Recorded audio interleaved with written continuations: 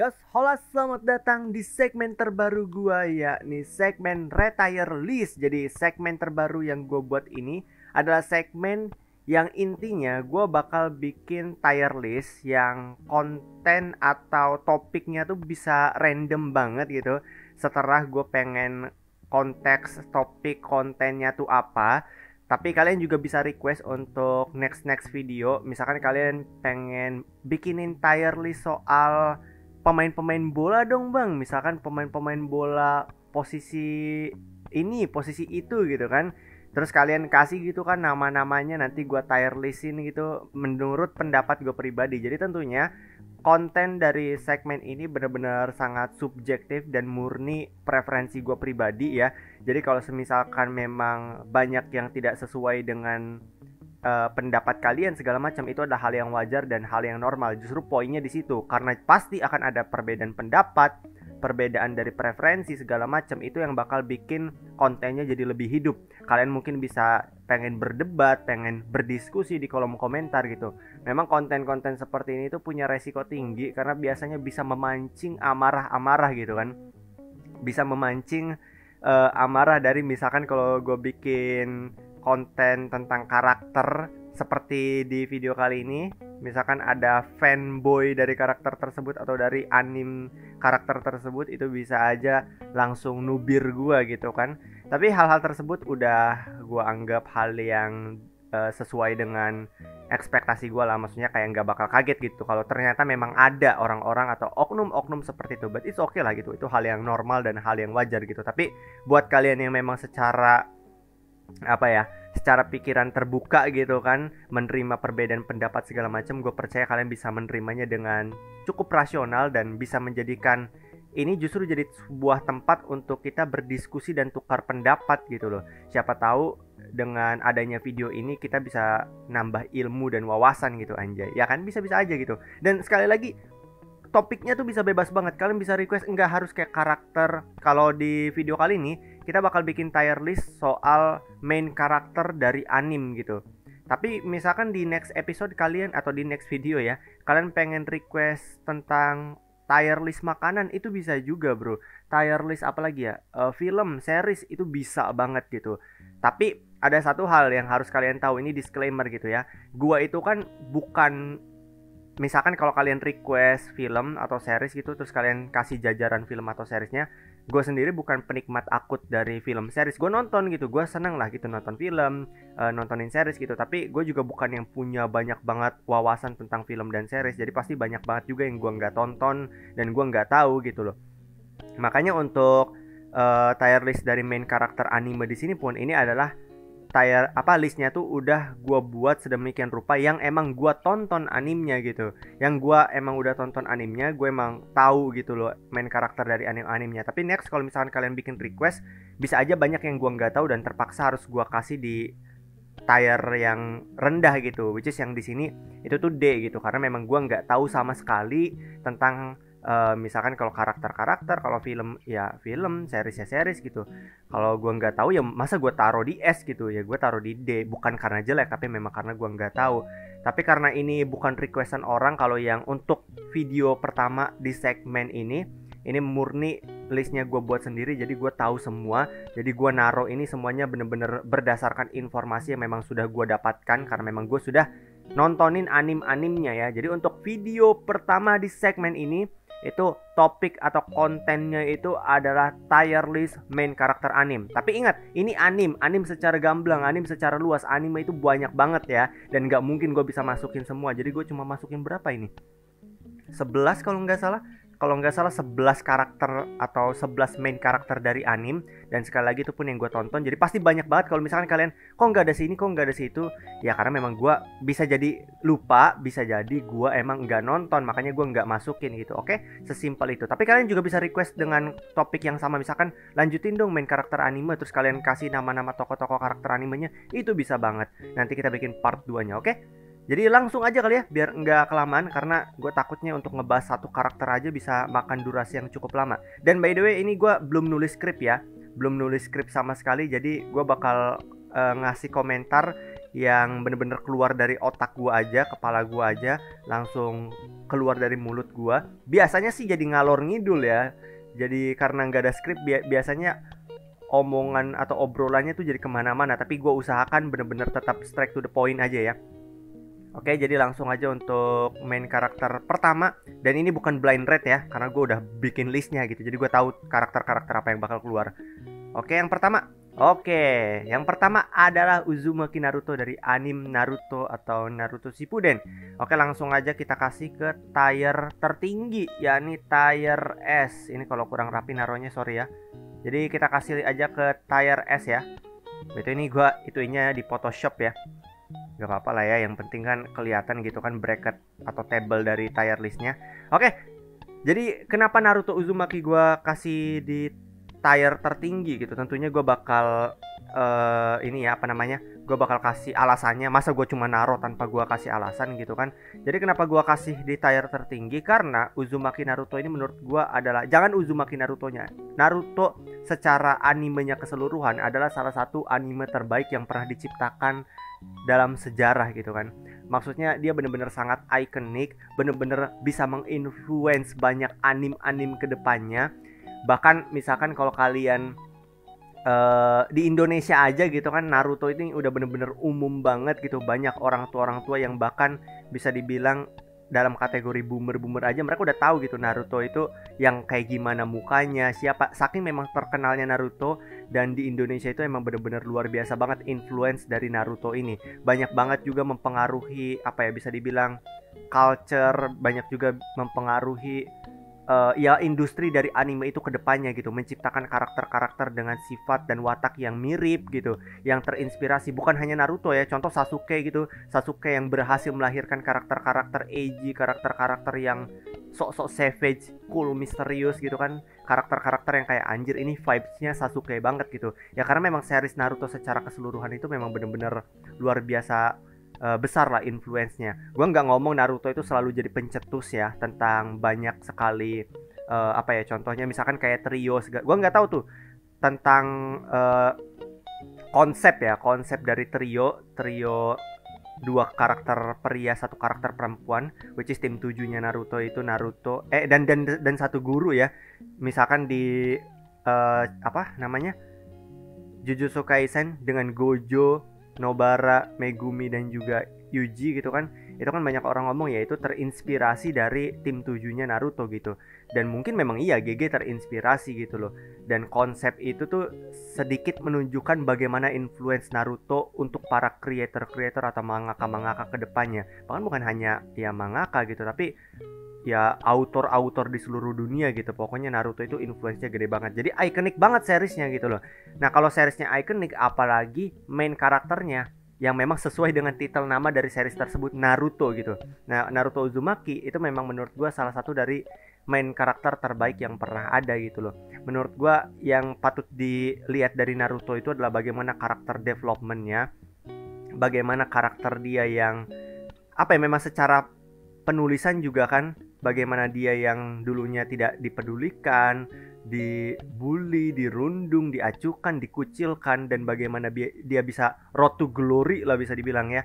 Sebelum bahkan jadi Hokage kan, pas dia ngalahin Pain akhirnya dia bisa diterima segala macam. Dan bahkan sebelum dia mengalahkan Pain, bagaimana dia mengalahkan Neji di ujian Chunin itu kayak bisa narik exposure orang-orang. Walaupun nggak langsung respect, tapi orang-orang udah mulai ngelirik ke dia.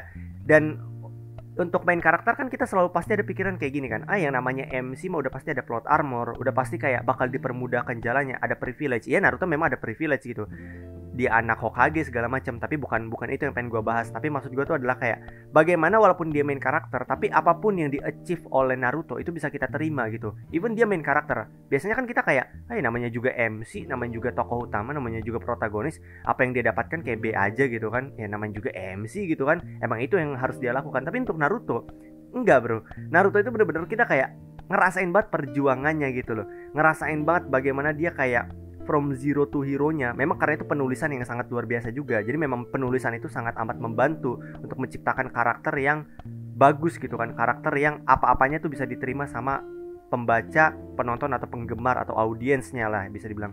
Dan Naruto tuh menurut gue sukses gitu loh. dari bagaimana Naruto bukan siapa-siapa hingga jadi Hokage, itu kita tahu banget bareng-bareng kan, bagaimana kerja keras dia latihan dari dia yang cuma bisa Oroike no Jutsu, dia yang cuma dulu bisa Bunshin doang, bagaimana dia walaupun dia punya Kyuubi di dalam tubuhnya, tapi kita tahu bahwa Kyuubi itu jadi sebuah kurs, dia dikucilkan gara-gara itu. Dan pun walaupun dia punya Kyuubi, baru di chapter atau episode berapa dia bisa benar-benar mengendalikan dan berdamai bersama Kyuubi, bersama Kurama. Itu kan lama banget gitu loh. Dia dari cuma bisa Bunshin, terus dia belajar Rasengan, susahnya belajar Rasengan. Terus di arc yang lawan Hidan dan Kakuzu itu dia belajar Rasengan Shuriken gitu. Kita benar-benar tahu gitu kerja keras dari Naruto. Jadi ketika Naruto mengachieve cita-citanya atau tujuan terakhir atau tujuan tertinggi yang dia memang sejak awal selalu cetuskan, yakni menjadi Hokage, rasa-rasanya kita bisa menerima itu gitu. Jadi memang kenapa gua kasih ke S, secara writing itu benar-benar sangat luar biasa gitu. Bisa diterima banget lah karakternya. Mungkin memang kalau karakter-karakter seperti Naruto ini keluar di era-era sekarang ya bakal jadi B aja, plain gitu, kayak biasa aja. Tapi kan di era itu karakter yang memang ya sebenarnya karakter Naruto bukan yang unik-unik amat juga. Memang karakter yang tipe karakter naif, pekerja keras gitu kan. Tapi konsistensinya itu loh menurut gue pokoknya luar biasa lah karakter Naruto ini. Oke, next. Jadi itu ya untuk Naruto. Yang pertama keluar langsung ditaruh di S, tier tertinggi dari tier list ini. Yang kedua ada siapa? Oke, yang kedua cukup mengagetkan. Gue lupa, gue kira bukan dia loh. Jadi yang kedua adalah Shimon. Gue lupa Shimon itu namanya, nama panjangnya Shimon siapa? Bukan Shimon McManamy ya. Shimon McManamy siapa anjir? Pelatih timnas anjir. Oke, jadi Shimon. Ini Shimon dari anime Tengen Toppa Gurren Lagann. Kita kasih ke A saja. Aduh. Wait. Ini biar rapi, bre, biar rapi. Sorry ya, namanya juga video pertama. Jadi kurang ini. Ini aja kali ya. Jadi nabrak gini, cu. Woi. Wah, ini tidak profesional ya. Nah, kayak gini lah. Harus dikecilin dulu. Nah, oke, jadi Shimon dari anime Tengen Toppa Gurren Lagann. Kenapa gua kasih di A? Sebenarnya Shimon ini harusnya gua kasih di C ya. Tapi kenapa gua kasih di A? Sesuai dengan gambar yang keluar, ini adalah Shimon versi dewasa atau Shimon after time skip ya. Jadi kalau Shimon yang keluar di awal series anime nih, menurut gua dia itu pas banget ditaruh di C atau bahkan D gitu. Karakternya beban, berisik, tidak bisa diandalkan, culun. Walaupun memang dia sempat mengalami juga momen-momen kerennya. Tapi pengen tahu nggak momen-momen kerennya tuh baru keluar di after episode 8. Pokoknya setelah spoiler alert by the way. Oh ya, harusnya gue kasih tahu ini dari awal ya. Ya pokoknya konten ini nih udah pasti spoiler lah ya. Shimon ini baru kelihatan keren dan karakternya mulai bisa diterima oleh banyak audiens itu ketika setelah episode 8. Pokoknya setelah Kamina atau Anikinya, senpainya itu meninggal. Oke, mati. Kamina yang kita pikir dia bakal jadi karakter yang udah survive atau paling enggak kalau dimatikan pun nanti di akhir-akhir series itu enggak, bro. Episode 8 Kamina mati dan itu yang jadi bounce back dari karakter Shimon. Di situlah karakter Shimon benar-benar mendapatkan trigger dan development yang besar-besaran gitu. Tapi kalau misalkan ini Shimon kecil ya menurut gue bakal tetap gue kasih di C karena ya bagaimanapun baru dari episode 8an lewat gitu karakternya jadi karakter yang enak ditonton. Sebelumnya mah apa banget gitu loh, ketutupan sama pesona Kamina gitu yang bener-bener lebih seperti MC yang sebenarnya gitu loh. Baru setelah time skip, lebih tepatnya masuk ke core 2 dari animenya, core 2 dari seriesnya itu, Shimon itu bener-bener jadi karakter yang dewasa banget, kelihatan banget sangat dapat diandalkan, reliable banget gitu. Dia jadi pemimpin dari itu negara atau kota ya, pokoknya bener-bener bisa diandalkan lah. Dia jadi yang terkuat, yang pokoknya keren gitu loh karakternya. Final episodenya pun bagus banget, narasi dia pas lawan anti spiral ya, narasi dia tentang orang yang hidup dan yang sudah mati, pokoknya menjadi helix atau apalah itu, pokoknya narasinya keren banget di final episode dan itu bikin gue goosebump. Pokoknya ya Shimon itu bisa gue taruh di A. Ini Shimon yang gue ambil dari Shimon Kur kedua ya. kan ya ini masih sepanjang series gitu, kecuali kalau misalkan yang lainnya gue ambil dari versi anime, terus ada satu karakter yang gue ambil dari versi movie, mungkin itu kurang fair gitu kan. Tapi itu masih dari satu seriesnya gitu loh. Jadi gue ambil karakter Simon ini di tier A ya. Next. Oke, next langsung ini bro, sama-sama Big Three nih keluar lagi nih. Oke, untuk Luffy, aduh ini agak-agak tricky ya. Ini bisa ditubir fans One Piece nih gue nih. Tapi kalian dengerin dulu, jangan langsung close video langsung ngehujat gue di komen ya, asu. Oke, jadi next adalah Luffy, Mugiwara Luffy. Jadi Luffy kenapa gue taruh di B? Anjir, bukan gue sengaja ngurut kayak gini ya. Gue juga nggak tahu yang keluar siapa ya. Tapi ini kebetulan gue taruh di B. Kenapa Luffy? Aduh, tapi Luffy di B di bawah Simon kayak kurang ya. Aduh, apa? Aduh, bentar. Enggak lah, gue ganti. Kalau kayak gini nggak fair menurut gue. Aduh, apa boleh diganti atau enggak sih? Gue nggak ngasih rulesnya. Enggak lah, biar seru, nggak usah kayak gitu kali ya. Jadi kayak blind rate ini mah jadinya ya anjir. Orang gue tahu, gue udah naro karakter apa aja. Cuma urutannya tuh gue nggak tahu. Tapi kalau kayak gini jadi kesannya apa bacu? Simon di atas Luffy. Oke, tapi gue ada argumennya. Kenapa One Piece sih? Luffy, Monkey D. Luffy dari anime One Piece tentunya gue taruh di B. Jangan marah dulu kalian fans One Piece ya. Gue juga nonton One Piece, ngikutin dari awal, bahkan masih nungguin update mingguannya Arc Egghead kan. Dan kenapa Luffy gua taruh di B? Luffy ini adalah karakter yang secara penulisan tidak sekuat Naruto. Akui saja, dia bukan karakter yang punya apa ya, kayak sifat yang benar-benar berlapis-lapis gitu. Gimana ya mendeskripsikannya ya. Kayak masalah hidupnya juga tidak seberat itu gitu kan. Flashback Luffy juga maksudnya tuh kayak lo dibandingin Naruto juga tidak seitu apa ya, sedalam Naruto gitu. Bahkan ibunya Luffy aja sampai detik ini kita masih belum tahu siapanya ya kan. Kita tahu bapaknya Monkey D. Dragon, kita tahu kakeknya Guard, kita tahu lah, dan ya kita tahu sama-sama bagaimana dia hidup di apa sih nama desanya, desa yang kincir itu, hidup bersama Ace terus Sabo. Ya memang dia ditinggalkan oleh dua temannya, tapi maksud gue tuh kayak ya masa kecilnya tuh tidak sesuram Naruto gitu loh. Dan development karakternya itu tidak sejelas Naruto gitu menurut gue. Kayak Luffy tuh dari mana sampai mana tuh bener-bener kelihatan.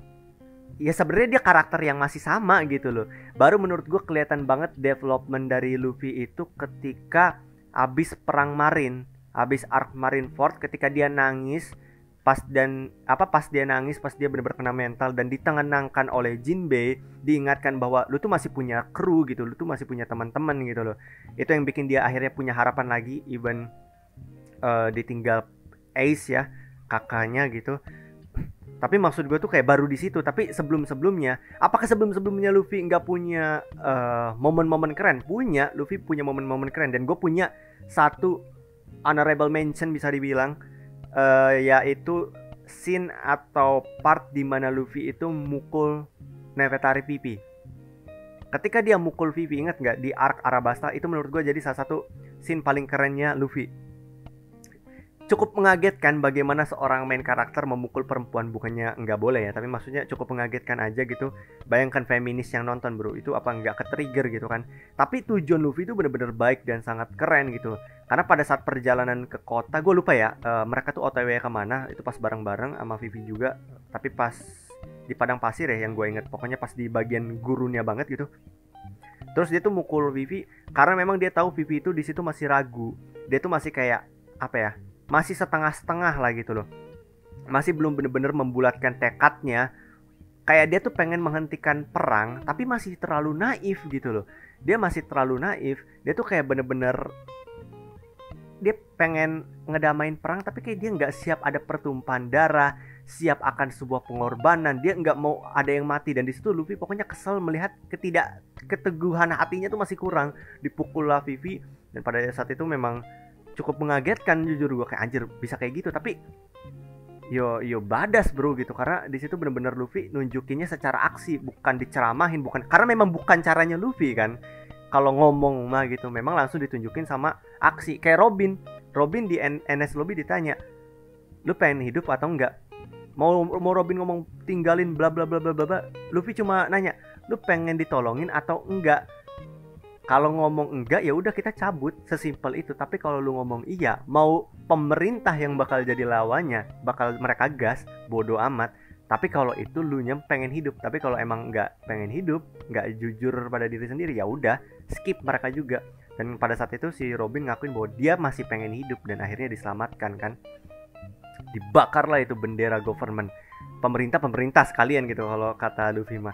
Nah Luffy itu memang keren banget di situ, dia tuh karakter yang memang menunjukkan aksi gitu kan daripada bacot gitu, dan memang keren gitu. Tapi development dari Luffy itu tidak sebaik Naruto menurut gua gitu. Development secara karakter, bukan berarti Luffy karakter yang jelek, tapi developmentnya tuh kurang gitu. Jadi hanya untuk apa ya, kayak kurang sebagai satu karakter gitu loh. Tapi maksud gue tuh kayak dari sifat segala macam Luffy tuh udah keren apa adanya. Tapi ya udah dari awal juga Luffy mah udah kayak gitu. Gimana ya ngedeskripsiinnya ya. Pokoknya intinya ya, menurut gue ini kesimpulan atau konklusinya, Luffy itu memang tidak sebaik Naruto secara personal karakter. Maksudnya secara satu karakter ini doang. Tapi itu karena One Piece itu more than just a Luffy.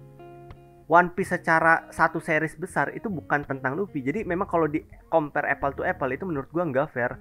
Naruto dari titel animenya aja Naruto gitu loh.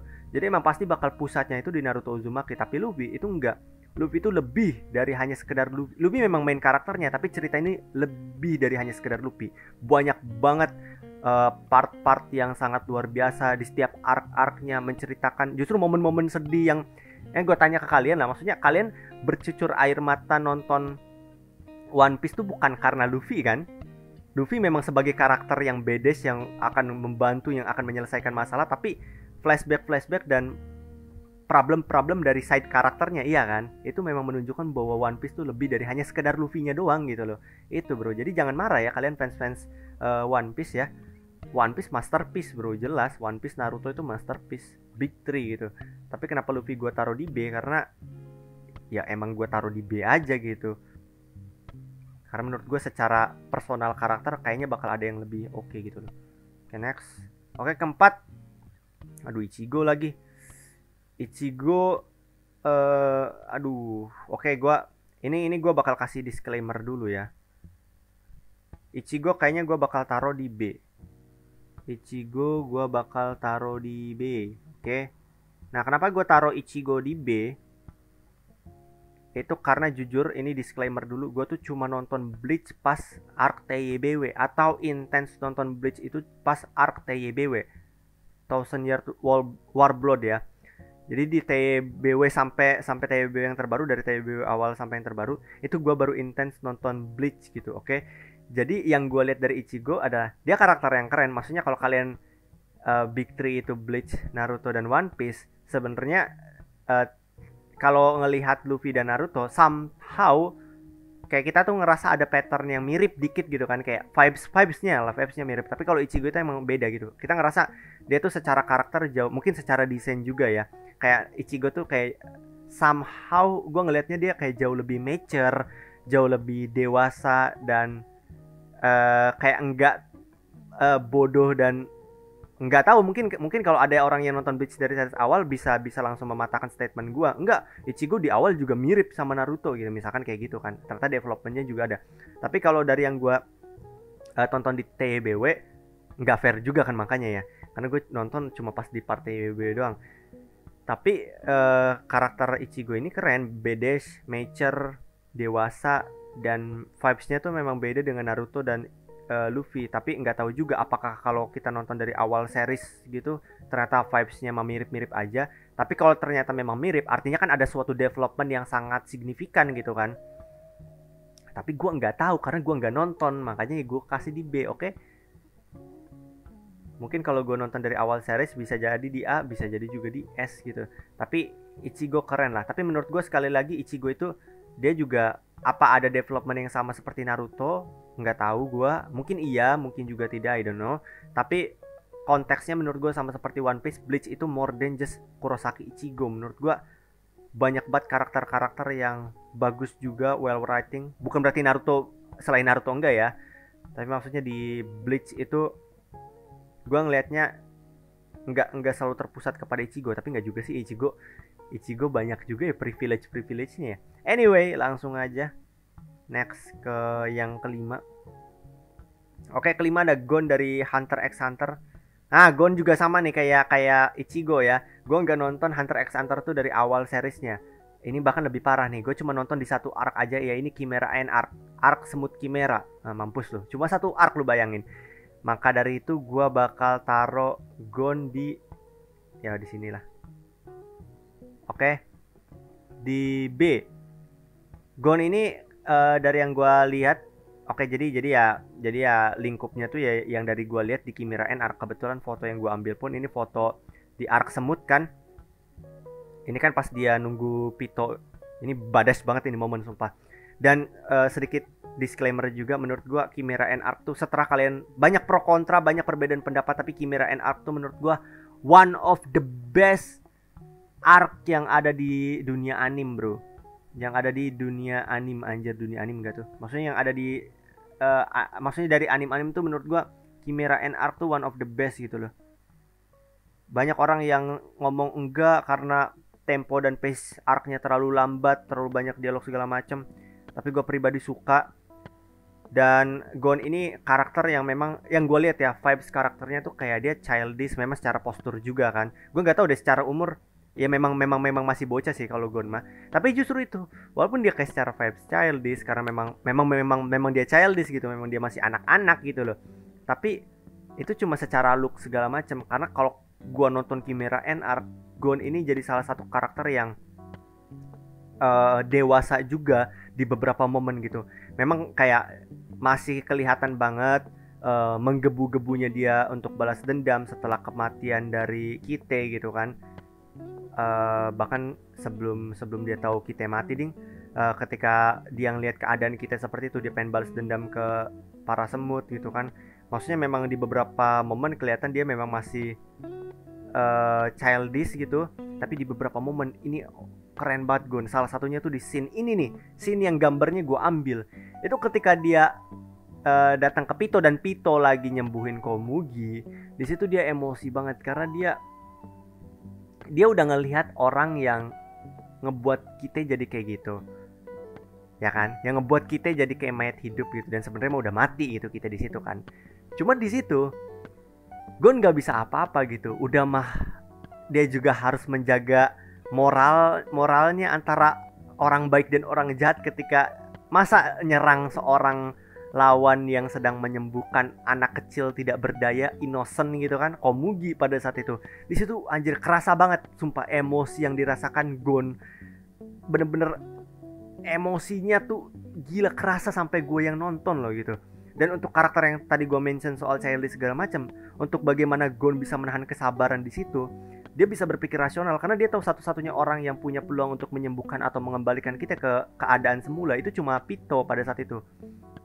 Dan dia bener-bener sabar. Dan akhirnya ini momennya udah emosi banget, udah kayak mungkin dia bisa berubah ke Gon yang versi dewasa kali ya di momen ini. Tapi dia nunggu, dia sabar gitu karena dia tahu enggak tujuannya tuh ya ngebawa Pito ke itu kan, untuk nyembuhin si ini. Makanya akhirnya dia bikin deal supaya dia nggak bakal nyerang, nggak bakal ngeganggu, karena Pito itu memang bener-bener ngeprioritasin apa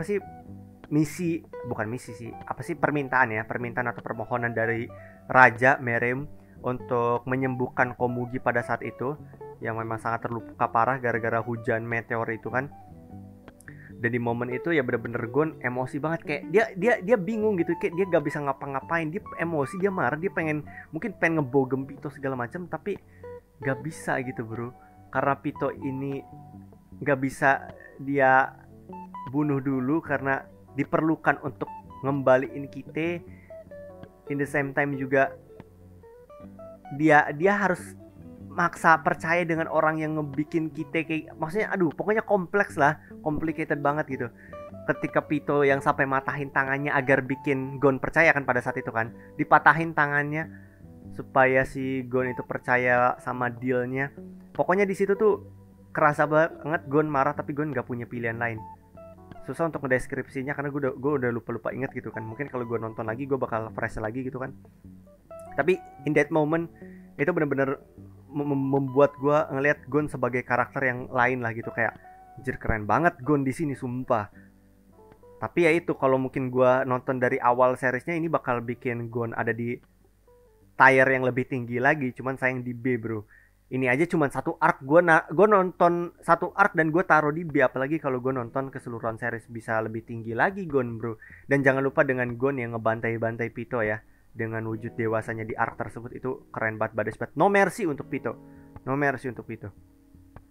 Next yang ketujuh, yang keenam dulu sorry. Yang keenam ada, waduh ini lagi, ini mah udahlah, ini agak bias ya.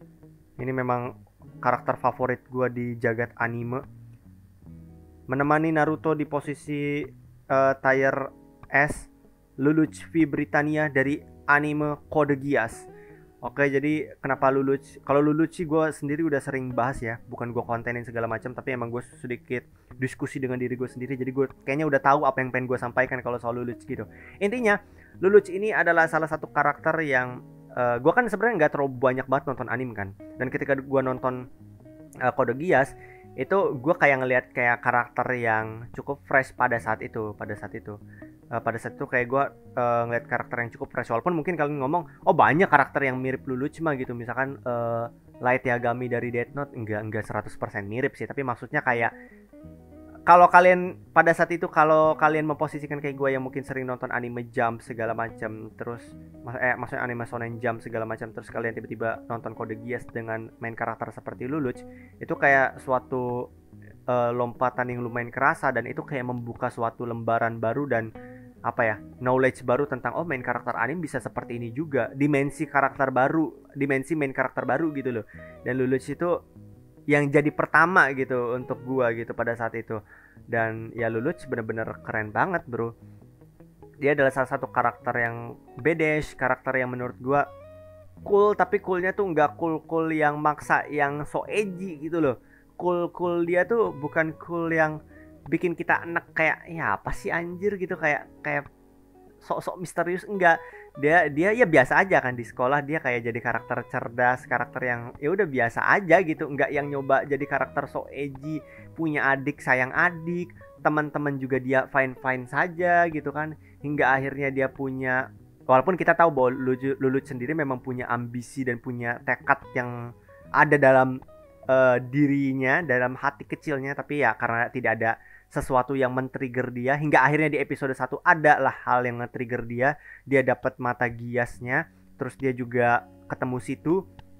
Di situ akhirnya Lelouch menjalankan kayak menyalurkan atau mengaplikasikan tekad atau ambisi besarnya gitu loh. Dan ya udah, menurut gue ya Lelouch itu sih. Lelouch itu penulisan karakternya bagus banget, rapih banget gitu. Kayak dia tuh karakter yang pinter, karakter yang keren, cool, tapi ada di batas yang menurut gue sangat cukup dan sangat aman gitu, nggak berlebihan yang sampai bikin enak gitu loh, kayak ya apa sih anjir gitu, kayak sok keren lu anjing gitu. Nggak, justru kerennya Lelouch itu bener-bener pas gitu menurut gue.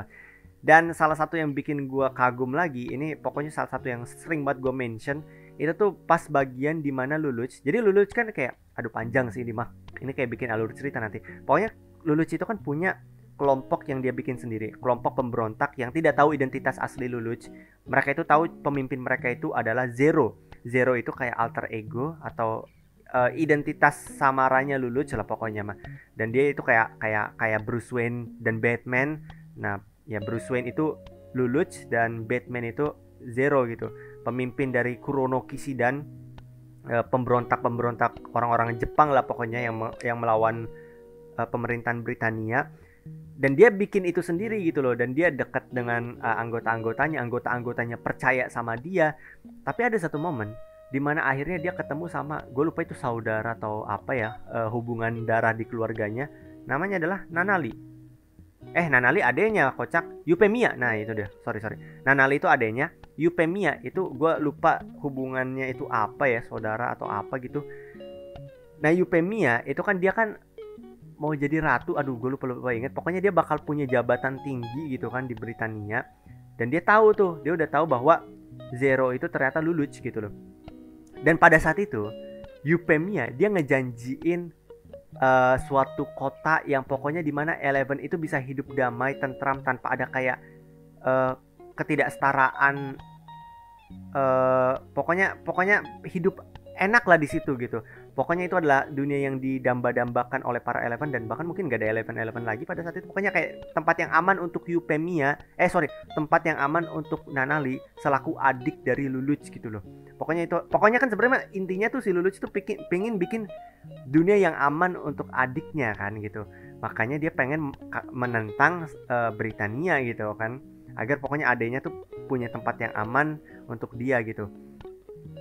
Tapi setelah dia dapat deal ini, bernegosiasi lah dengan Euphemia gitu kan, terus dia kayak mikir, oh ini instan nih, dia bisa dapetin apa yang dia pengen tanpa harus mengambil resiko lebih. Karena mungkin kalau dia nerusin bersama Kurono Kishiden, dia bisa meninggal gitu, dia bisa ninggalin adeknya Nanali sendiri gitu kan, dan dia takut juga karena hal itu. Dan dia being realistis bro,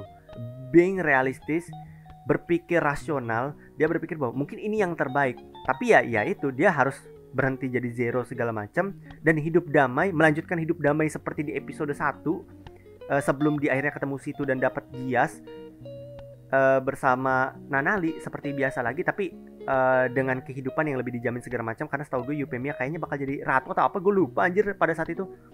Dan akhirnya dia menyerah dengan ambisinya gitu loh, menyerah, dan dia mengambil opsi yang jauh lebih realistis, jauh lebih aman pula gitu. Tapi pada saat itu artinya dia mengorbankan Kurono Kishiden, mengorbankan teman-temannya, mengorbankan Kalen, mengorbankan orang-orang Jepang lainnya gitu. Mereka pada nggak tahu, tapi itu Luluch sebenarnya udah mengkhianati mereka. Jadi dia ngebuat orang-orang meningkatkan harapan mereka dengan Kurono Kishiden, malah ditinggalkan begitu saja. Dia nggak mikirin lagi, karena memang dari awal tujuan utama dia tuh Nanali gitu, adanya gitu. Enggak karena tiba-tiba dia di pertengahan cerita dia punya Kurono Kishiden, dia jatuh hati dan ingin memperjuangkan Kurono Kishiden. Enggak, bodoh amat kata Luluch juga. Yang penting emang adiknya gitu. Egois, memang egois, tapi itulah Luluch V Britania apa adanya. Dan menurut gue itu keren banget. Kok kayak gitu keren bro? Ya menurut gue keren tuh gak selalu disampaikan atau ditunjukkan lewat battle intense, dapat power up. Enggak bro, hal-hal seperti ini aja menurut gue bisa nampak keren banget. Kata gue kayak mantep banget ya. Dia nggak yang sok-sokan pengen kayak nolak Euphemia terus. Enggak, gue percaya dengan Kurono Kishiden. Enggak, karena pada saat itu momennya memang digambarkan Britania itu emang jauh lebih unggul. Dia tuh kayak ya dengan Kurono Kishiden tuh awalnya ya secerca harapan dia aja gitu kan. Tapi setelah dia punya opsi yang jauh lebih baik gitu dengan penawaran yang diberikan Euphemia, kayak kata dia kayak kenapa tidak gitu loh. Bodoh amat sama Kurono Kishiden, peduli tai sama mereka, ambillah gitu kan. Siapa namanya, tawaran dari si Euphemia, walaupun kalian tahu endingnya tidak sesuai rencana. Gias itu seperti deal with the devil gitu, seperti persetujuan dengan iblis. Pokoknya tidak ada lah opsi aman dalam hidupnya. Dan ya gue nggak pengen spoiler lebih lanjut. Kalian yang udah nonton mungkin tahu apa yang terjadi. Dan ya udah, pokoknya chaos, dan pada akhirnya dia harus kembali dengan tujuan utamanya bersama Kurono Kishiden. Harus lewat jalur yang susah. Oke, next. Oke, ada Tetsuya, aduh sampai lupa gue, Kuroko Tetsuya ya, dari anime Kuroko no Basket, main karakter. Gue kasih sorry ya untuk Kuroko Tetsuya, gue kasih di ini kok kayak lebih gede gitu anjir. Kasih ke C. Oke, sorry, gue kasih ke C. Kenapa? Karena Kuroko no Basket gue nonton dari season 1 sampai season 4. Jadi nggak ada cuma nonton beberapa season, enggak, ini lengkap dari season 1 sampai season 4 apa 5 sih, lupa gue, udah lama kan. Tapi menurut gue Tetsuya Kuroko ini as a main karakter dia kurang menurut gue. As a main karakter sekali lagi, padahal secara title itu Kuroko no Basket ya, tapi seperti kalau Naruto kan jelas gitu, secara title pun udah Naruto, jadi emang bener-bener Naruto itu kayaknya masuk akal kalau dia bakal jadi pusatnya gitu. Tapi Kuroko no Basket itu tidak seperti itu. Kenapa? Menurut gue harusnya cari judul yang lain aja, yang kayaknya tidak membuat penonton tuh berekspektasi bahwa Kuroko ini bakal jadi main karakter yang bener-bener jadi pusat gitu loh, bahwa memang cerita berputar pada dia di awalnya gitu kan. Tapi maksud gue tuh kayak kalau kalian nonton terus lambat laun kalian bakal sadar ini kayaknya main karakternya lebih ke temennya, yang gue lupa nama temennya tuh siapa. nama temennya siapa yang lebih kelihatan sebagai pemain basket sungguhan, dari postur, dari yang kalau kayak di bola mah dia goal poachernya gitu. Pokoknya Kuroko ini tuh untuk sedikit ngedeskripsinya, dia tuh tipe pemain ya, di ceritanya itu tuh digambarin sebagai tipe yang memang ngasih supply, ngasih assist gitu kan. Kalau pengen dijelasin lewat konteks atau analogi sepak bola, kalian kenal Mesut Ozil.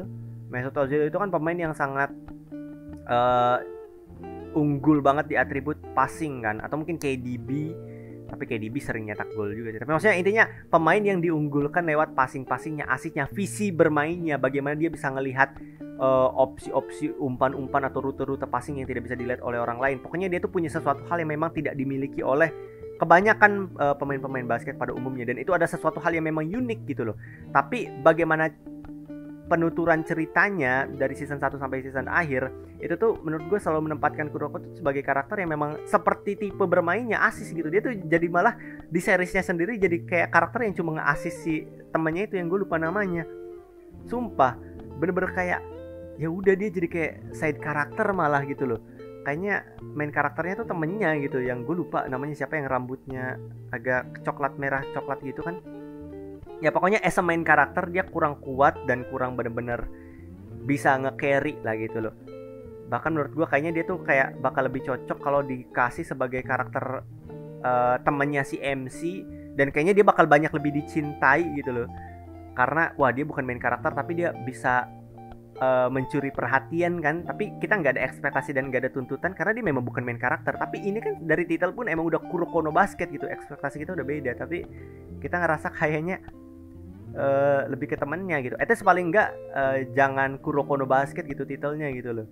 Anjir, nyuruh ganti titel, ganti judul gitu.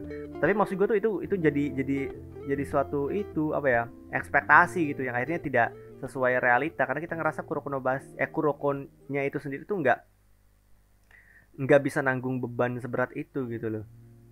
Ya makanya gue kasih di C ya. Lalu gue suka loh gimmick dia yang kayak Mesut Ozil atau tipe pemain yang mengandalkan visi bermain itu kayak keren banget menurut gue. Oke next ada Yuji kita kasih di A lah. Karena seriesnya belum selesai, manganya juga belum selesai. Jadi bisa jadi tiba-tiba kalau nanti di updatean terbarunya, kan kita nggak tahu nih Yuji nih sampai akhir nih belum kasih tahu kan peran dia kayak gimana nih nanti pas lawan Sukuna. Mungkin seandainya kalau gue bikin tier list ini setelah gue tahu, bakal jauh lebih enak nih naronya nih. Mungkin gue bisa taruh di S kalau bisa ngelihat bagaimana si GG naro Yuji untuk menyelesaikan Sukuna kayak gimana tuh, mungkin bakal jauh lebih enak. Masalahnya tuh belum gitu loh. Tapi paling enggak terlepas dari kita belum tahu akhirnya akan seperti apa Yuji, karena banyak orang ngomong oh lah kocak lu kasih padahal dia juga sama seperti main karakter NPC gitu kan. Enggak bro, NPC itu juga nama apa, singkatan non playable karakter bangsat. Sebenarnya itu istilah yang cuma dipakai buat karakter-karakter utama yang kayak atau karakter-karakter yang kurang punya andil dalam cerita. Tapi Yuji itu tidak seperti itu. Memang gue akui pamor dari Gojo Satoru itu luar biasa, bahkan sometimes lebih gila daripada Yuji. Gue akuin itu seperti yang dialami oleh Takemichi Tokyo Revenger, di mana Mikey punya pamor yang lebih besar. Tapi kenapa nggak adil dong? Kuroko lu kasih di C, Yuji kasih dia, ya jangan sesederhana itu kalian bikin itunya apa namanya, kesimpulannya gitu loh.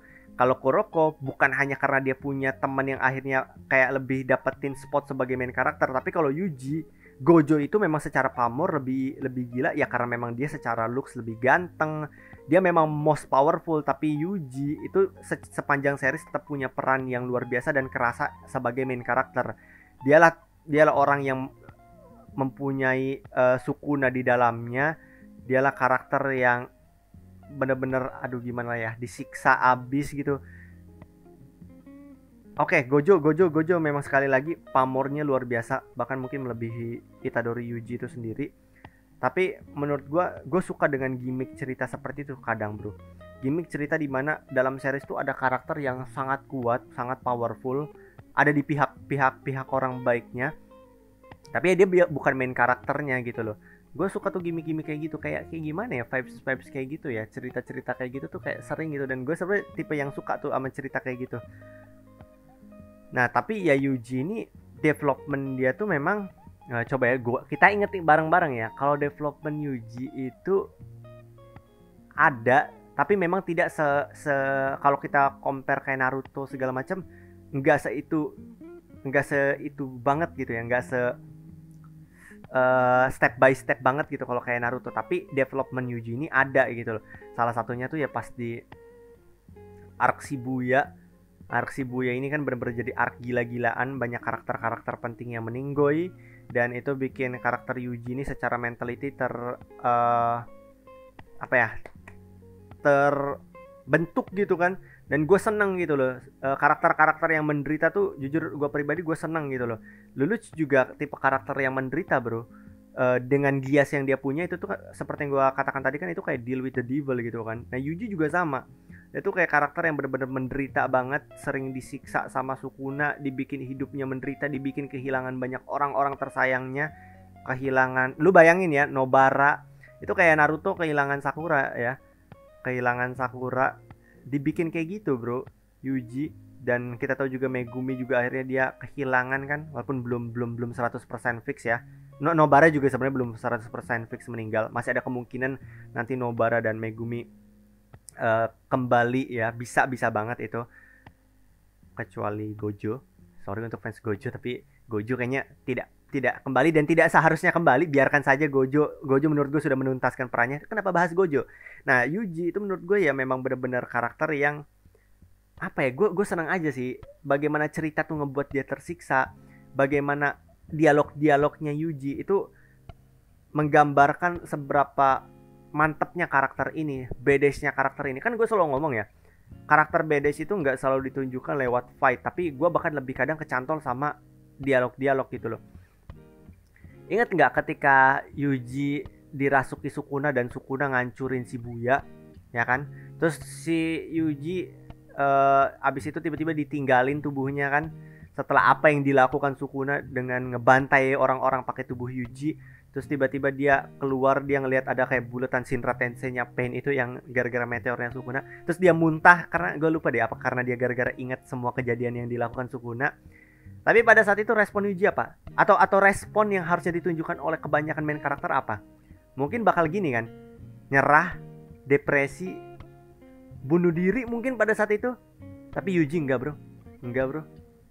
Yuji ngomong apa pada saat itu ketika dia ngedapetin semua hal gila itu? Yuji ngomong gini, exactly dialognya kayak gimana mungkin kurang tepat, tapi poinnya tuh kayak gini. Kalau gue milih untuk mengakhiri hidup gue pada saat itu ya, pada saat ketika dia abis dirasuki Sukuna dan melakukan banyak tindakan kriminal, dia ngomong gini, kalau gitu gue cuma bakal kabur gitu. Kalau gue bunuh diri pada saat itu, gue cuma bakal kabur dan mengakhiri hidup gue sebagai kriminal. Kayak dia kriminal dan dia lari dari apa yang telah dia lakukan. Maka dari itu dia bakal still standing, dia bakal menanggung beban dan tanggung jawab. Paling nggak dia bakal menyelesaikan apa yang dia bisa selesaikan, walaupun dia tahu dia sudah melakukan banyak, walaupun ya bukan dia, Sukuna kan yang melakukan gitu kan. Tapi kan dia pasti merasa bersalah banget kan, karena itu pakai tubuh dia gitu. Mungkin kalau misalkan dia ngebunuh diri, ya Sukuna juga bakal udahan gitu kan. Tapi kalau kayak gitu, itu nggak bakal menyelesaikan masalah kata dia gitu kan. Maka dari itu dia nggak memilih untuk memakai opsi instan, yakni mengakhiri hidup, tapi dia malah I'm still standing. Dia terus melanjutkan perjalanan walaupun itu tidak selesai. Dia habis itu dia kehilangan Nobara kan ya, battle sama Mahito segala macem. Momen dia mempencundangi Mahito, waduh itu keren parah lah gitu.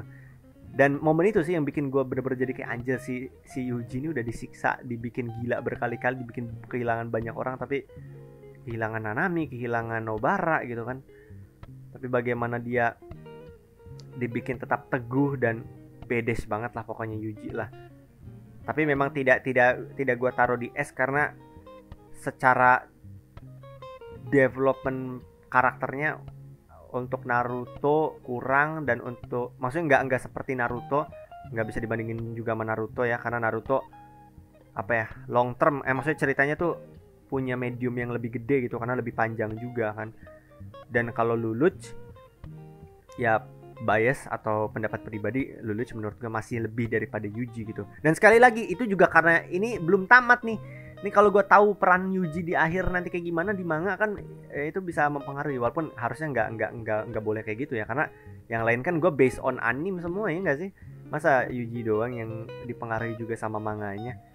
Tapi paling nggak kan kalau gue dapetin apa hal yang terjadi di manga kedepannya gitu, itu kan pasti bisa mempengaruhi ke preferensi gue pribadi kan. Masalahnya tuh gue nggak tahu karena memang belum ada juga kan apa yang akan terjadi gitu, bagaimana dia mendapatkan peran bak seorang MC pada umumnya gitu nanti, kita masih belum tahu lah. Next, kalau mungkin gue udah tahu itu mungkin bisa jadi nilai plus buat naikin dia di jajaran S lah. Oke, aduh ini sih Tatsuya apa Tetsuya, anjir lupa sendiri gua. Gua kasih di ini deh, C.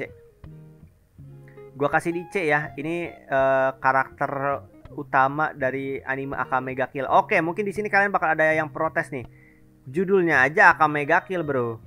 Kenapa MC-nya si Tatsuyanya ini orang jelas-jelas judulnya Akame ga Kill dan ada karakter Akame. Ini ya, gua di Google aja. Nih, who is Akame ga Kill main karakter, kalian lihat sendiri. Tuh, Akame ga Kill kan. Memang dari cover segala macam juga memang ditunjukin Akame, tapi kok Tetsuya sih Tatsumi anjir. Salah sorry, namanya Tatsumi.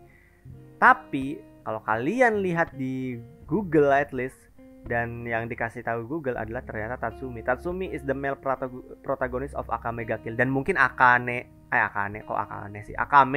itu mungkin female protagonisnya ya. Tapi artinya kan masih fair dong kalau gue masukin Tatsumi is the male protagonist of Akame ga Kill. He is a teenage swordsman who set out to the capital city to raise money for his improvised satu bahasa Inggris. Pokoknya dia merantau ke ibu kota, tapi akhirnya kalian tahu kan. Pokoknya Akame ga Kill tuh sebenarnya salah satu episode pertama terbaik loh. Kan ada tuh beberapa anime yang dari episode pertama tuh bisa langsung bikin kita penasaran kan. Kan treatment pendekatan dari anime-anime tuh beda. Ada yang lu butuh beberapa episode untuk kecantol sama seriesnya. Contoh Tengen Toppa tuh awalnya gue biasa aja gitu. Baru setelah Kamina mati, Simon jadi lebih kelihatan sebagai MC. Di situ gue bener-bener kayak, wah ini gue harus tamatin gitu kan. Atau ada seperti contohnya ya ini si Tatsumi atau nanti ada setelah ini atau nanti setelahnya. Pokoknya seperti Tatsumi dari episode awal tuh udah bener-bener bikin kita kepincut gitu. Karena ada twist ya. Kalau konteksnya Akame ga Kill tuh dia makanya plot twist gitu loh. Nggak perlu dijelasin kali ya, takutnya spoiler kalau buat kalian yang pengen nonton. Tapi pokoknya untuk Tatsumi ini menurut gue dia karakternya tuh cukup kurang secara developmentnya. Dan gue juga tidak terlalu ingat ada momen-momen berkesan dari dia. Gue tonton dari awal sampai akhir. Walaupun ada yang ngomong juga memang animenya kurang ya, karena katanya banyak banget bagian-bagian dari manganya tuh di-cut. Entah karena alasan budget atau apa. Tapi pokoknya banyak banget bagian-bagian manganya yang di-cut. Dan itu mempengaruhi dari kualitas dari si animenya gitu. Jadi animenya kelihatan kurang karena banyak banget yang di-cut gitu dari manganya, dari source-nya itu. Dari source manganya. Yang itu ngebikin jadi kayak banyak pertanyaan, banyak plot hole gitu loh. Jadi apakah itu juga mempengaruhi kedalaman karakter dari si Tatsumi as a main karakter? Mungkin gitu. Dan sekali lagi ya, kalau kita anggapannya ada dua main karakter, kalau male protagonis si Tatsumi dan female protagonis itu ya si Akame, ya mungkin Akame memang jauh lebih pantas jadi MC. Tapi dari yang kalian lihat di Google, masih fair kalau Tatsumi gue juga anggap sebagai MC, karena memang tetap diklaim juga dia sebagai MC-nya gitu loh. Tapi sebagai MC sekali lagi menurut gue seperti Kuroko, dia kayak tidak punya kayak tidak cukup kuat untuk jadi main karakter yang nge-carry. Memang tidak selalu main karakter harus nge-carry seriesnya ya. Yuji juga tanpa ada sosok Gojo dalam ceritanya keseluruhan, sosok penyihir terkuat Gojo juga ceritanya nggak bakal seseru itu. Selain karena memang Gojo secara looks ganteng atau bagaimana, tapi memang Gojo itu juga cukup nge-carry Jujutsu. Tapi Itadorinya sendiri memang menjalankan peran MC-nya gitu dengan baik gitu loh. Tapi kalau si Tatsumi gue ngeliat kayak dia karakter yang plain dan biasa aja, dan gue nggak melihat ada suatu kesan yang berkesan dari Tatsumi gitu loh. Bahkan kalau kalian pengen tahu, gue jauh lebih peduli dengan S-Death bro. Ketika S-Death ditunjukkan sebagai karakter psycho yang kuat, gue jauh lebih penasaran dengan S-Death anjir. Barulah Tatsumi menurut gue kelihatan gunanya di series tuh ketika apa? Pengen tahu nggak ironinya tuh apa? Bukan karena dia punya battle yang keren atau bukan, pengen tahu nggak? Karena dia disukain sama S-Death itu aja menurut gue. Itu yang bikin akhirnya dia kelihatan berguna juga lu ada di series bro. Biar kayak S-Death suka sama cowok yang digambarinya kan kayak lugu segala macam, sementara S-Death itu kan karakter yang kayak jauh lebih apa ya, psycho sih gimana gitu, maksudnya hubungannya tuh jadi lucu gitu, jadi menarik untuk diikuti dari situ bro. Masa gitu seorang main karakter menariknya dilihat dari kayak gitunya gitu loh. Itu kan kayak digendong S-Death-nya banget gitu, maksud gue gitu loh. Gitu loh, kayak ironis aja menurut gue gitu loh. Kenapa kayak baru kerasa gunanya ketika S-Death baru keluar, dan gara-gara dia disukain karakter S-Death, at least itu yang gue rasain ya pas gue nonton. Selepasnya kayak gue nggak terlalu peduli bro, sumpah. Oke next, nah ini next bener ya selanjutnya. Salah satu anime yang dari season 1 juga mencuri perhatian lah ya bisa dibilang ya. Dari episode 1, kalau Akame ga Kill tuh dari plot twistnya, kalau ini emang dari apa ya, gue nggak tahu ya istilah filmnya. Nggak di C, sorry. Kalau untuk Eren gue bakal kasih dia, aduh berat bro. A deh, A. Berdasarkan dari konsistensi karakternya ya, walaupun sempat struggling. Ini gue juga ambil dari versi yang emang gue suka, yakni Eren yang di umur segini, yang di season ini bro. Karena pas Eren gondrong tuh itu menurut gue udah agak kurang ya gitu, udah agak struggling lah karakternya. Kayak tiba-tiba jadi karakter yang pendiam, karakter yang walaupun memang kan dikasih tahu kan Eren gitu karena dia udah tahu segala macemnya gitu loh, gara-gara dia kontak sama Historia ya, pokoknya itulah intinya. Tapi Eren inilah Eren Prime, Eren yang berisik, Eren yang bodoh, tidak ambil tidak mikirin keputusan dua kali gitu loh, yang gas-gas aja, yang beringas, yang ya udah gitu, titan pengen ngebunuh semua titan. Bener-bener menurut gue konsisten sesuai dengan memang motif dia dari awal, bagaimana dia kehilangan ibunya dimakan oleh titan, dan memang bagaimana titan bener-bener jadi musuh lah gitu, dan bagaimana dia bener-bener tergila-gila dan apa sih sebutnya, bener-bener ya tergila-gila dengan titan gitu. Dan ya udah gitu loh, bener-bener kayak kebencian dia terhadap titan tuh bener-bener kesalurkan ke kita, dan itu cukup gitu menurut gue loh. Kayak memang nggak yang kompleks banget, yang complicated banget, tapi konsistensi dari hal sederhana seperti itu juga menurut gue jadi suatu poin penting bro. Bagaimana dia ya cukup ternyata keren loh, maksudnya hanya berangkat dari kebencian dari titan, tapi kayak ya udah dari itu aja kayak itu ngebikin Eren tuh menurut gue jadi keren apa adanya gitu loh. Memang dia juga sama seperti Yuji, kehilangan pamor ketika muncul karakter Levi. Tapi dari yang gue rasain sih Levi, Eren gitu loh.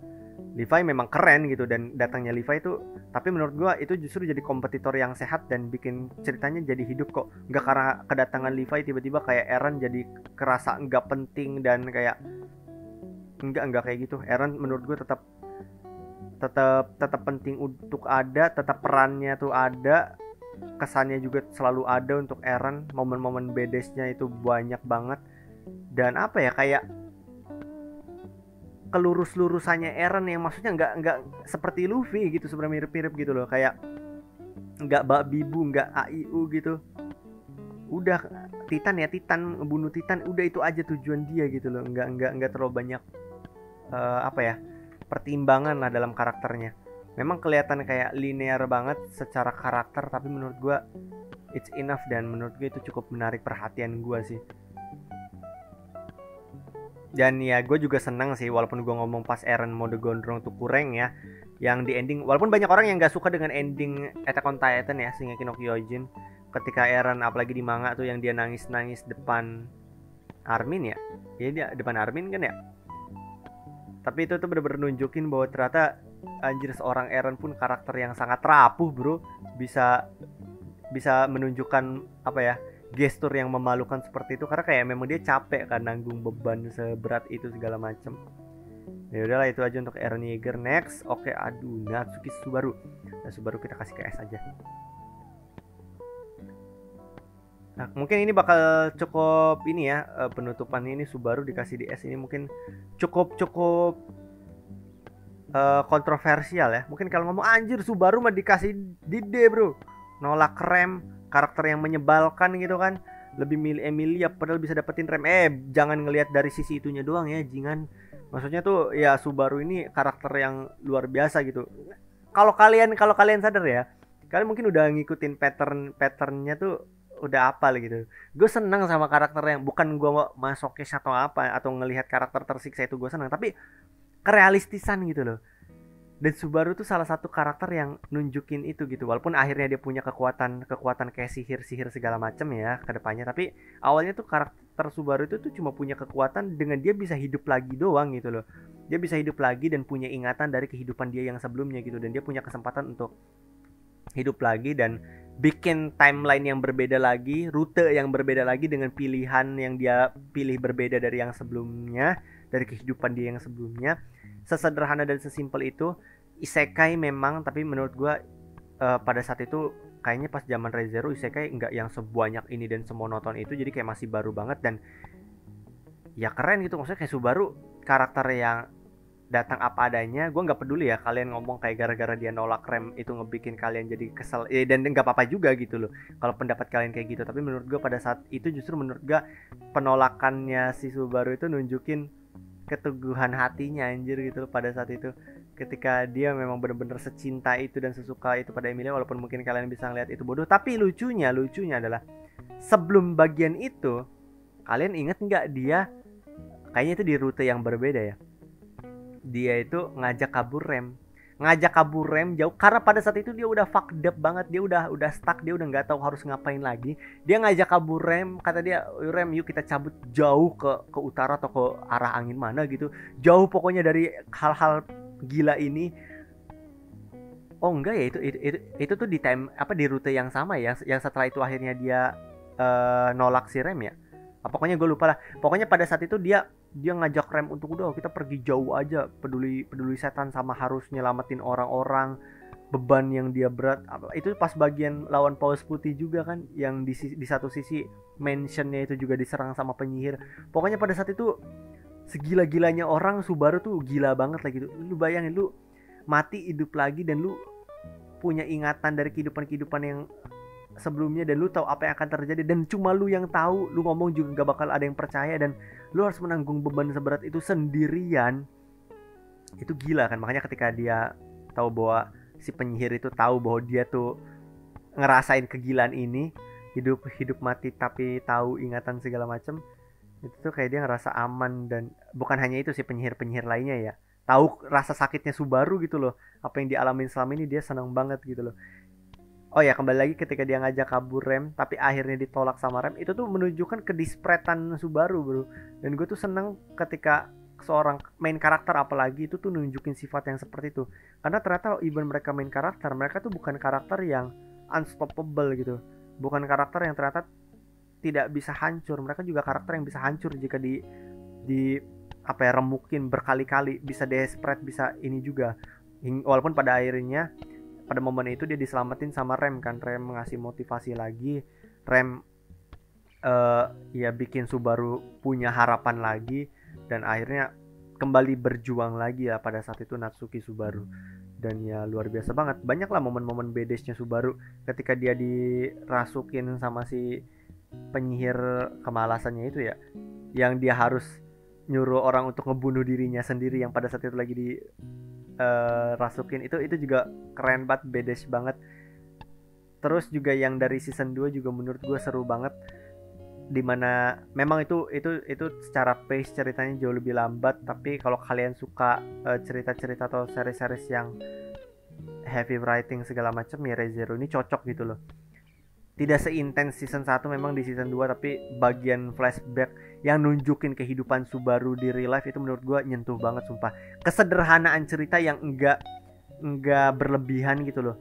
Ketika dia tuh pokoknya ngasih tau bahwa dia tuh kayak nggak punya temen, dia kayak pokoknya bapaknya tuh orang yang hebat di desanya, orang yang terkenal gitu, tapi kayak dia mah biasa-biasa aja. Dia kayak sekolahnya juga pokoknya, aduh gue lupa lah detail cerita flashbacknya kayak gimana, tapi pokoknya flashback dia tuh flashback yang gak neko-neko anjir pokoknya mah. Enggak yang kayak dua orang tuanya meninggal, enggak anjir. Maksudnya dua orang tuanya tuh masih hidup, tapi kayak entah kenapa pada saat itu gue sedihnya tuh bener-bener hit another level bro, sumpah pada saat itu ya. Pada saat nonton flashbacknya si Subaru gitu. Pokoknya pas dia ketemu bapak ibunya lah gitu, itu sedihnya kena ke bagian yang berbeda. Enggak seperti Naruto yang dibunuh oleh seorang QB berekor 9 yang ditusuk dua-duanya, enggak kayak gitu. Atau siapa lagi ya yang punya flashback, atau Eren yang nyokapnya dimakan di depan matanya pas masih kecil sama makhluk besar, atau si Tatsumi juga yang tadi gue mau nggak mau spoiler tapi ujung-ujungnya spoiler, yang ditipu, yang teman-temannya dibunuh kan, teman-teman rantauannya. Dia kalau Ichigo ibunya mati tapi bapaknya masih ada. Tapi maksud Subaru itu ternyata kan ya dia masih punya dua orang tua di kehidupannya sebelum dia masuk ke isekai segala macam. Tapi pokoknya intinya hit another level lah about backstory dari Natsuki Subaru gitu loh. Pokoknya itu benar-benar memberikan warna yang berbeda lah ceritanya dari Natsuki Subaru itu. Dan development karakternya juga ada jelas banget. Kalau karakter development dari Subaru, lu mati berkali-kali tapi punya ini yang sama, itu bener-bener bikin sifat tuh dari orang yang gak berguna awalnya ya bener-bener jadi sosok yang makanya bener-bener kayak respect banget lah sama Subaru ini gitu. Oke viewers, itu aja untuk video kali ini. Jadi itu udah semua ya. Jadi ada total 11 main karakter. Lu bayangin 11 itu makan waktu 1 jam 6 menit ya. Gue gak tau bakal gua cut segala macam atau enggak. Kayaknya gak perlu deh ya, biarin apa adanya aja. Dan seperti yang gua katakan, ngomongnya masih ngalor ngidul ya. Karena gua gak nulis skrip, jadi kayak gua bener-bener menyusun kata-kata untuk ngedeskripsiin apa yang pengen gua sampaikan ke tiap karakternya. Apalagi gue juga tetap harus nyampain bener-bener sesuai yang gua rasakan, tapi di satu waktu gue juga harus mikir kayak gimana gitu ya untuk mengutarakan, untuk mengemas kata-katanya gitu loh, agar nggak ada salah-salah kata yang akhirnya bisa menimbulkan kesalahpahaman juga gitu. Tapi pokoknya itu dia intinya untuk 11 karakter. Jadi ada 3 karakter S, 3 karakter A, dan 3 karakter B, dan ada 2 karakter C, nggak ada karakter D sama sekali. Karena menurut gue D sih lebih cocoknya tuh ke ini ya, ke posisi yang emang gue nggak tahu, misalkan gue nggak nonton seriesnya, atau memang gue nggak tahu sih apa ada main karakter anime yang seflop itu yang cocok untuk disamakan dengan karakter-karakter yang bahkan belum gue tonton. Apakah ada? Nggak tahu ya, mungkin ada cuman gue lupa karena saking jeleknya maka gue lupakan dari ingatan gue. Karena menurut gue kalau main karakter jelek tuh ya gue bakal stop untuk nonton, ngerti nggak sih? Nggak bakal gue lanjutin, kocak. Kayak kalau main karakternya kurang kayak buat apa juga ya nggak sih? Maksudnya kalaupun ya ada yang kurang gitu, misalkan kayak si Tatsumi dan Kuroko itu masih dibantu dengan beberapa faktor-faktor lainnya gitu loh. Bahkan faktor-faktor sederhana seperti kalau si Tatsumi ini karena ada kemunculan karakter SD segala macam gitu. Tapi maksudnya karakter flop yang bener-bener bikin gue kayak menaruh dia di posisi dia tuh kayaknya nggak ada deh bro, nggak ada deh. Nggak tahu ya, mungkin kalian bisa lah kalau pengen lanjutin ke topik anime, kalian bisa request di kolom komen, kalian kasih tuh nama-namanya. Kalau yang nggak tahu ya gue bakal taruh di D, yang maksudnya gue nggak nonton ya. Jadi jelek bukan karena jelek, tapi memang karena gue 100% nggak tahu sama sekali tentang karakter tersebut. Mungkin tahu namanya doang tapi nggak tahu sama sekali tentang ceritanya. Gue bakal kayak taruh di D gitu loh.